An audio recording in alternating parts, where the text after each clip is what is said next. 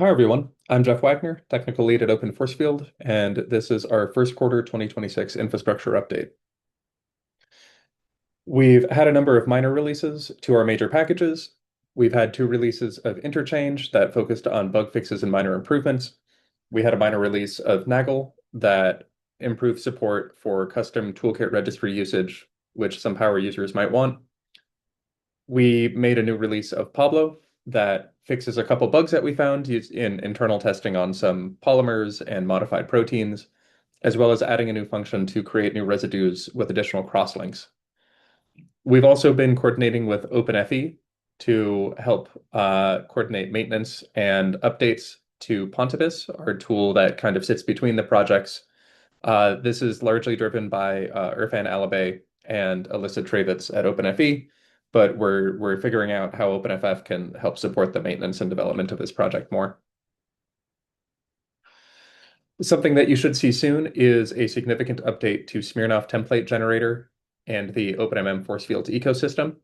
They will be gaining the ability to parameterize proteins using Smirnov force fields, as well as assign virtual sites from Smirnov force fields. This effort was largely driven by Evan Priddy, an OpenMM developer with support from Peter Eastman. In the next OpenMM force fields and OpenMM releases, we'll have support for multi-residue molecules, so basically proteins parameterized using Smirnov force fields and OpenMM force fields, as well as virtual sites. Also, over discussion of how these things have been used in practice, we defined some new behaviors. Some of these are breaking, but they sort of have the full weight of OpenFF and OpenFE and OpenFM behind them. So feel free to talk to us if you don't like these, but we're pretty sure these are improvements.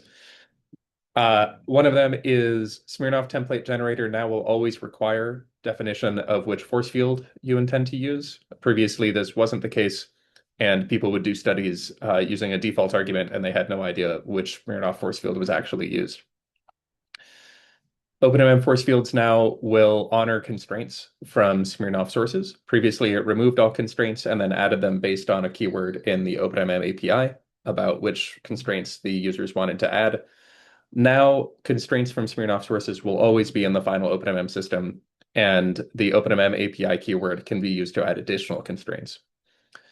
Evan also found that this was unsuitable for proteins because of some scaling issues for larger molecules. And so Evan did some major improvements that provide faster performance on large molecules like proteins and biopolymers. We're happy to announce that we concluded the 2026 virtual workshop series. We had two unique workshops that we ran. One was on simulating proteins with PTMs, as well as highlighting a number of other best practices, and one on fitting a Smirnov force field using PyTorch, which reflects the new fitting stack that we're going to be moving towards as we try to put force balance behind us. The workshop materials for both of these are available at the GitHub repository linked here, and I'll put this in the chat during the meeting. The fitting recording will be uploaded soon. The recording of the PTM workshop is already uploaded. This is thanks to the SB Grid webinar series hosted by Harvard. You can watch this on YouTube. This actually came out great, and I really strongly recommend that people watch it. This is also the first time that we've made environments available using both Conda and Pixie. Uh, Pixie is a tool that can basically create environments, including Conda packages and PyPy packages. It's very fast, and a lot of people are moving over to it. So over here, I'm showing what a pixie.toml file looks like. This is how it defines dependencies for a core of a package and then dependencies for optional features of a package. I just want to show you all this because this looks a lot like a conda file. It's not exactly the same as conda YAML, but it is a pretty close match with a little work. So if you hear your colleagues in the future talking about using Pixie, this is just what it looks like. It's a lot like Conda. We will continue providing all of our instructions and stuff, assuming that people use Conda for the foreseeable future. But just to let you know, for some cases, we will additionally be providing Pixie instructions. I also wanted to point out that in the PTM workshop, we show an example of how to combine a rosemary protein with amber lipids. This is something that we hadn't shown very much before, but I thought that I should highlight it. Here we're constructing an OpenFF force field using the Rosemary Alpha and the OPC3 water model, and we're creating an interchange for that. But additionally, we're using the OpenMM force field class to load a port of an Amber lipid force field, and we're using that to parameterize the lipid component here. And then finally, we're making the simulation system by using the interchange.combine method. This is something that's good enough for us to put in a workshop. If you want to use membranes in your workflow and you've been waiting for the go-ahead from OpenFF, consider this your go-ahead. You can use basically exactly this code, and you should be able to set up and run membrane simulations. Note that we don't build membranes, so you still need to come to us with coordinates in your box, but we can parameterize them once you have it built.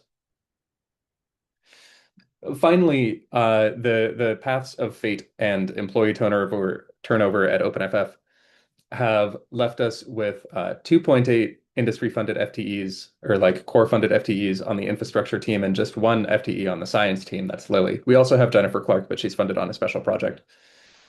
This is not great because our mission is to deliver you better force fields and not just maintain software.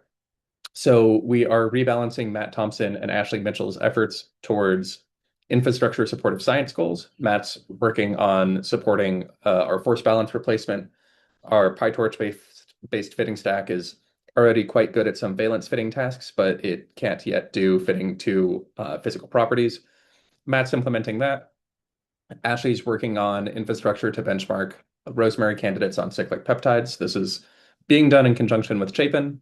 We have a Kubernetes-based cluster that can provide us more GPU compute that would accelerate our protein force field efforts, but we need to kind of rewrite things to run on Kubernetes efficiently with the GPUs that they have available.